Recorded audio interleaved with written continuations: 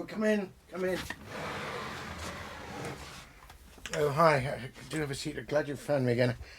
Actually, it's as well you've just come. I've only just got up. I've been feeling very, very tired of late. I've just checked. I haven't got COVID, but I think I may be post-viral in some way. I seem very. But anyway, I'm up and I'm doing now. So last time you popped round, I was reflecting on it being the Philip Larkin centenary, and I was reading to you, and I spoke mostly about my pleasure in finding in Larkin a poet who could handle form so beautifully, so unobtrusively, that there was a music to him, that he was taking the old meters and rhyme schemes and beautiful plays with the sound, the small waves, repeated fresh collapse and so on, in a way that I think is as good as any of the great masters of the 19th century, but all in a completely contemporary voice. And that gave me hope and made me think perhaps I wouldn't be entirely on my own if I decided that in my own training and working and discovering and finding of a voice of a poet, I wanted to keep those rhythms and that earlier sound and yet still speak with a contemporary voice. So I was speaking of Larkin really as, to borrow a phrase of Yeats, a master in the singing school, as one of my masters in the singing school.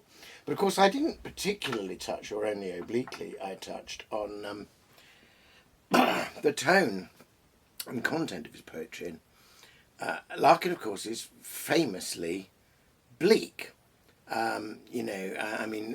To put it at its absolute worst, in a famous, indeed notorious poem called "This Be the Verse," from that High Windows book, the last verse is, man hands on misery to man, it deepens like a coastal shelf.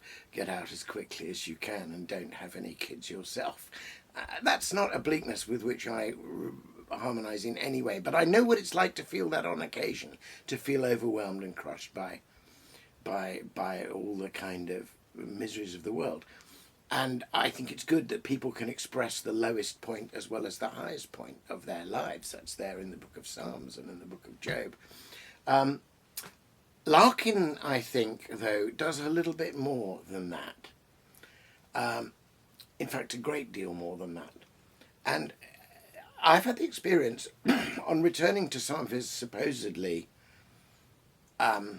bleakest or his poems of apparent failure or defeat, and found something surprising, something else is going on there, and I thought we could maybe illustrate that in one or two ways. I also found that his poetry is not uniformly bleak, and when he says something or gives you an emblem which genuinely kindles to some kind of hope, then you really believe it, because it's kind of almost in the mouth of a hostile witness, as it were.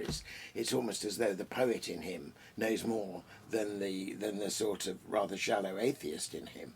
I suppose the famous examples would be in the poem Church Going, where he sets off trying to dismiss the church altogether, but then he ends up with what he calls an awkward reverence, and ends up saying, a serious house on serious earth it is, in whose blent air all our compulsions meet, are recognised and robed as destinies. I mean, it's extraordinary.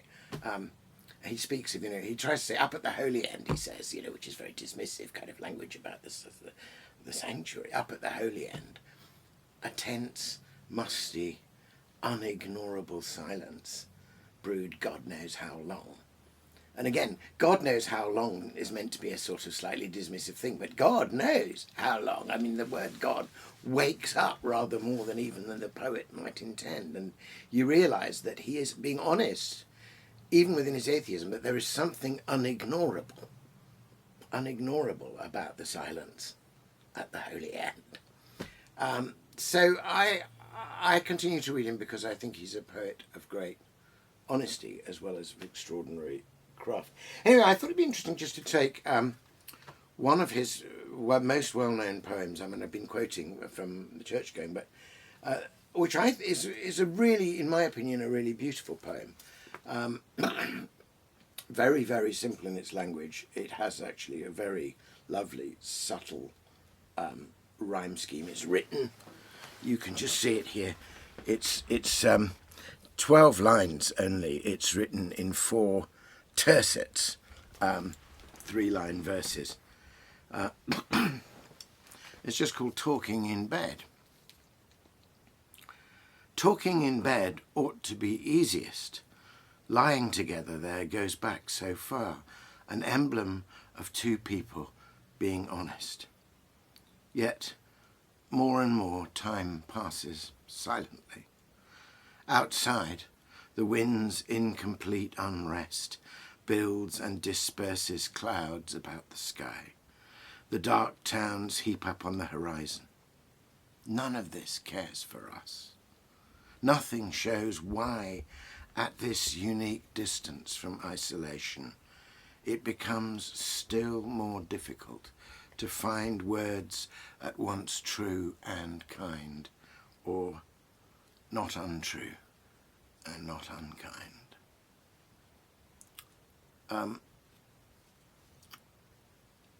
At one level you can say it's a poem about a relationship almost beginning to stall or going wrong and not being able to find the words, and it's a poem about failure, about balking, as it were, at a difficulty. So there's silence because it's still more difficult to find words at once true and kind, or not untrue, not unkind.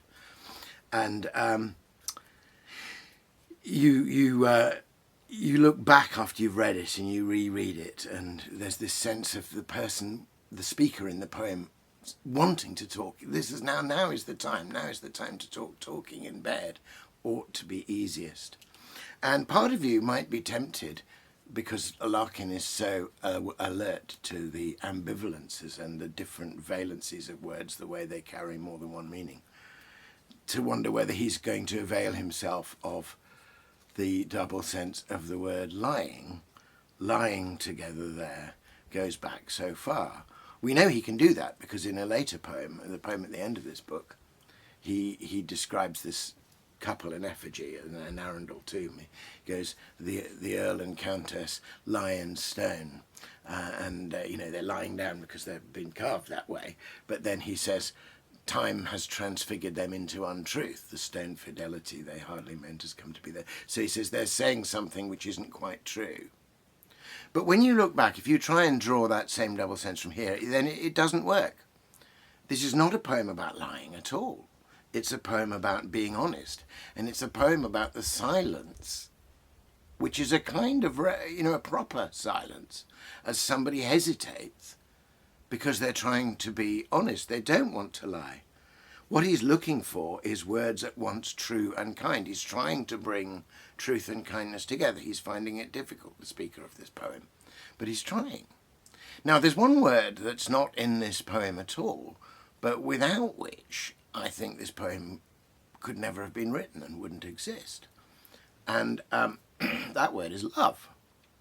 It's only because there is love, it's only because the person loves the other person that they want to be kind, and also that they want to be true, because if you love somebody, you can't kind of, pass off untruths to them. They won't wear. A long-term relationship that has to be honest. It has to be true and kind. So this person is finding it difficult, but they're trying. And they don't draw attention to what it is that makes them try. But clearly what it is love. And he's longing to bring things together. Of course, the speaker in this poem is not getting any help from anywhere in this difficulty. And that's because Larkin, I think himself, and certainly the speaker in the poem, has been sold a lie, actually, the heart of which is in that sentence, that statement, none of this cares for us. In any previous age or age of faith, two people lying together in this difficulty would appeal beyond themselves to some deeper foundation of love, to the love that brought them together, to the God who witnessed their marriage, to some deeper spring of hope beyond the mere concatenation of the present circumstances. But he looks out, as it were, and all he sees is the wind's incomplete unrest outside. He sees clouds built and dispersed. He sees things coming together and dispersing. He's got no reason to suppose that the universe, or the author of the universe, if there were one, cares any more about whether his relationship builds or disperses any more than he cares for whether the clouds build or disperse. None of this cares for us. Nothing shows why. And given that bleak belief, I mean, I think it's an incorrect belief. I think Larkin was due for a glorious surprise. And indeed, Seamus Heaney wrote a rather fine poem about seeing Larkin after his death, you know. So, you know, Larkin's bleak, none of this care for this doesn't turn out to be true. But given that he thinks that, and that therefore there's nothing beyond himself calling him to hold him to a standard of truth or kindness, he nevertheless does his best. And what motivates him is love. So there's something hugely positive, as it were, completely concealed underneath the bleak surface of this poem. And indeed, he acknowledges love in various ways. And of course, the last word of the last poem in this book, famously, is love. And even though he hedges about with all kinds of qualifications, it's still there. The stone fidelity they hardly meant has come to be their final blazon. This is the end of An Arundel Tomb. And to prove our almost instinct, almost true, what will survive of us is love. So perhaps the love is at last, with all its necessarily being edged by conditions, does finally get spoken, even in the final poem, even though it's unspoken in Talking in Bed. So that's an example of the way in which I think there's sometimes much more going on, and much more positive going on underneath the surface of his poems, and why I think they continuously reward rereading. I don't take the view that persons of faith should only read books by other persons of faith. I mean, it would be absurd. I think we have to hear everything that's said and respond to it. Anyway, I want to read you another poem, which I've now realised, but only after I'd written my own poem, had a strong influence on a poem of my own. It had been, as it were, sleeping in my mind for many, many years, and suddenly, like a seed, it was nurtured and it drew forth. I told you that I thought that underneath the surface of Talking in Bed poem, there is this other thing, this love, which is not mentioned, this urge towards truth and kindness. Now, he has a poem called First Sight, which is a poem about lambs being born in a very cold spring, and born while the snow is still on the ground, and apparently does nothing more than observe that. I'll read it to you. It's a really beautiful poem. It's just called First Sight. Lambs that learn to walk in snow, when their bleating clouds the air, meet a vast unwelcome. Know nothing but a sunless glare, newly stumbling to and fro. All they find outside the fold is a wretched width of cold. As they wait beside the ewe, her fleeces wetly caked, there lies, hidden round them, waiting too, earth's immeasurable surprise.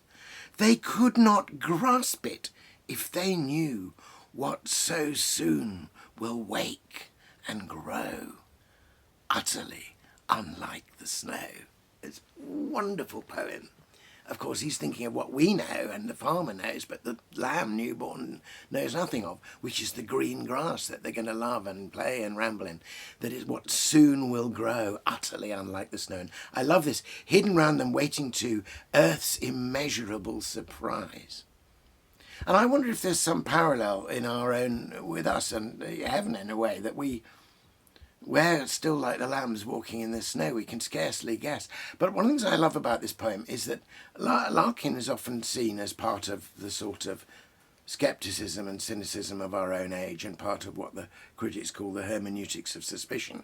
And what that always says is that beneath any surface, any fair-seeming surface, there's always something worse. The hermeneutics of suspicion never supposes that if you were to remove a layer or a veil, what you might find might be more beautiful and better than the thing you removed. But of course, that's exactly the way the old poets worked, was precisely that you lifted a veil and found glory. So he offers this emblem of the lambs. And I wonder if the emblem of the lambs on the snow, and then that what will wake and grow, utterly unlike the snow, earth's immeasurable surprise, which can't be grasped by the early experience. I wonder if that might work as a kind of paradigm for some of the other things going on in his poetry. Anyway, I want to acknowledge a debt to Larkin that I only realised after I'd written it. I wrote a poem some years ago called Because We Hunkered Down, and it happens to have a line which makes this allusion to the snow. It's about getting through difficult times in the winter months. People used to think I'd written this in lockdown, but I wrote it long before lockdown. And the singer-songwriter Steve Bell's made a beautiful song of it. But I'll read you the poem, and I expect you'll be able to guess which line I think I realise is the sort of the seed that developed of that Larkin poem that's been in my mind all these years. Okay, Because We Hunkered Down. These bleak and freezing seasons may mean grace when they are memory. In time to come, when we speak truth, then they will have their place, telling the story of our journey home through dark December and stark January with all its disappointments, through the murk and dreariness of frozen February when even breathing seemed unwelcome work. Because through all of these we held together, because we shunned the impulse to let go, because we hunkered down through our dark weather and trusted to the soil beneath the snow, slowly, slowly, turning a cold key, spring will unlock our hearts and set us free.